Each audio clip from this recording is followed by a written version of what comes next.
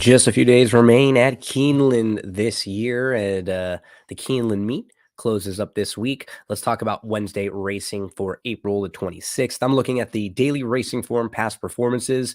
If you ever need help handicapping the races, getting a little bit more research, it's got to be drf.com. And for me, it's the formulator past performances. Those are the ones that we're going to be looking at right here. I like them because it makes it really easy to click to a chart, to click to a race replay, one click to pedigree information, to trainer statistics, all of the really, really important stuff for me, the tools that I really need, the resources I need, DRF has them. DRF.com, formulator, past performances. Let's take a look at a couple plays. I'm always trying to look for some prices for you. Let's look at races 2, 4, 6, and 8 today.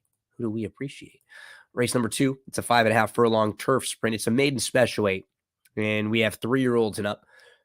I'm looking in here at the number 9 as an interesting horse. This one is named McGolden. So you look at McGolden, and all of his races have been going long. So this will be the first time he's ever sprinting. But what I like about him, he's shown some positional speed routing. So in almost in all 4 of his starts, he's not been way out of it. He's been close up. Actually, 3 of them, he's pretty much right on the lead or just off it. On March 26th of last year in 2022, actually showed us that he can pass horses a little bit. Now, he moved to the Al Stall Jr. barn, and when he ran on March the 1st, it was off a long layoff. He had not raced since May of last year. So think about that. The entire second half of his 3-year-old year and the first part of his 4-year-old year. Growth, development. This horse could have matured quite a bit, and he just may have gotten tired in his last start. It's just a race that he needed off the bench. I think he could take a step forward there. So he should be fitter, cutting back, and second start off the bench. We know he can pass horses. It's just, will the sprint distance actually be what he wants? But think about who's going to be aboard him now. Joel Rosario, who's so good at getting horses to relax and then come from way out of it and to finish strong. He feels like he fits this horse to a T. McGolden is 15-1 on the morning line. I think he should be more like an 8-1 shotter here. You just sort of go up and down the field. I don't know. Nobody, they terrified me. Charging is the horse to beat. Absolutely. But he's parked out wide. He's going to be flashing, he has some legitimate sprint speed too. We've seen from him. And I think from way out there, he's going to have to be close. Maybe a nice target for McGolden with obviously some other pace factors in here too, right? We saw Liquid Addiction show legitimate sprint speed. We saw, say it loud. Say that 5 times fast with some sprint speed. We saw Eternal Bliss forwardly placed. Monet Never forwardly placed in sprint races. So these are horses who have all shown that they're quick. And this 5.5 furlong turf race could be very fast early on. I like the versatility that we may be able to get from a horse like McGolden, who hopefully doesn't have to be way out of it, but can pass some horses. Let's give McGolden a look. Second start off the long layoff. McGolden, 15-1 on the morning line. Let's move to race number 4 for our next play. It's a first level allowance, mile on the turf for 4-year-olds and up, which have not won a race other than maiden, claiming, or starter, never won 2. I'll look at the 3 in here, or excuse me, I'm going to look at the 5 in this particular race. We're going to look at Badge. Now, this horse overall has some really nice form. So we see on the turf, you don't find a whole lot of bad races. But I'm going to focus on the last 3 since moving into the Paulo Lobo barn. July the 24th, off the bench. So first time for this barn and off the bench, runs a really good second. In fact, the career best effort up to that point. And the race came back strong because the winner that day, American Mayhem, came right back to win their next start, and then they finished 3rd in a stakes race at Kentucky. So it was a runner-up that day in the first start for the new barn. Showed that, oh, there's a little ability here, and showed that they can fire fresh for these connections. Came back on September 10th, won that race, breaking the maiden. Then on October the 12th, had a good start, was a close-up second, was about 2 lengths off, tracked back to about 5 off, and then moved back up to contend, but was challenged immediately, battled throughout the length of the stretch, and finished second that day. Really tried hard. So, we can check a lot of boxes for this guy. He's run well at Keeneland, check. Run well for this barn in those 3 races. They've all been good, check. He's run well fresh, check. And now we can just look at this particular barn. They are really good with extended layoffs. We can go to the stats right here, and you just click days between starts, and we go to a plus 180. So we can see how this barn has done over the last 5 years with a long layoff like this. They're 13 for 58. That's a 22% clip and a $2.98 ROI, which means if you just blindly bet $2, you'd be getting $2.98 back. It's incredible. Really good numbers for a barn who can get horses ready off a long layoff. They've already proven they can do it with this particular horse who ran second off the bench the first time for this barn.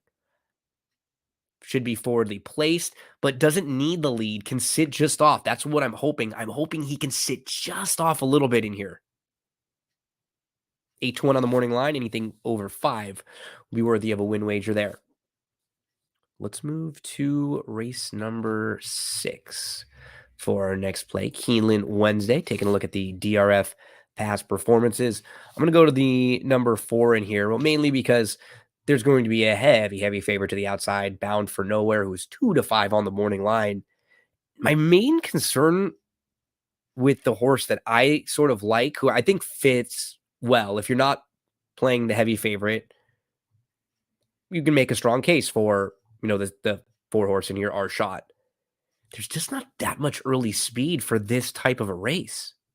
Like, going through this field, who are we for sure is going to be on the lead? I guess maybe Divine Leader from the rail will force them a little bit more. Johnny Unleashed hasn't been showing as much speed recently. He's got some in his repertoire.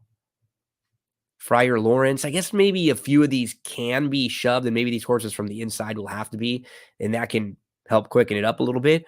Overall, I like this horse's form quite a bit. And what's nice about Our Shot, he has some upside.